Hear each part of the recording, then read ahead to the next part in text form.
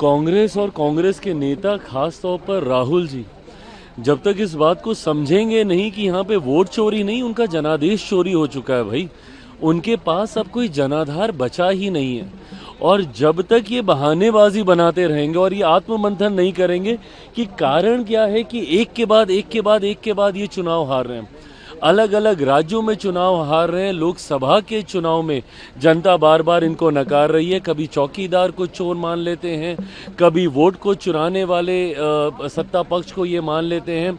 विश्वास इनका किसी संस्था पे बचा नहीं है। जितने भी संवैधानिक स्वतंत्र संस्थाएं हैं, चुनाव आयोग जैसी संस्थाएं, उस पर भी इनका विश्वास नहीं बचा है। तो ऐसे में ये स्वयं को अराजकता की ओर ये लेकर जा रहे हैं।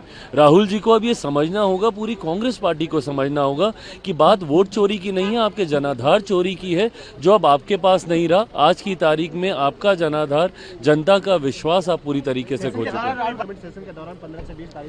दिक्कत इसी बात की है ना कि भाई आप सवाल तो आप तुरंत उठाते हैं कि हमें यहाँ पे नहीं पूछा जाता, हमें बोलने का मौका नहीं दिया जाता, कोई अगर बड़ा राष्ट्रीय अध्यक्ष आता है तो हमें मिलने का समय उनसे नहीं दिलवाया जाता। आप अपनी जिम्मेदारियों को कितना निभा रहे हैं?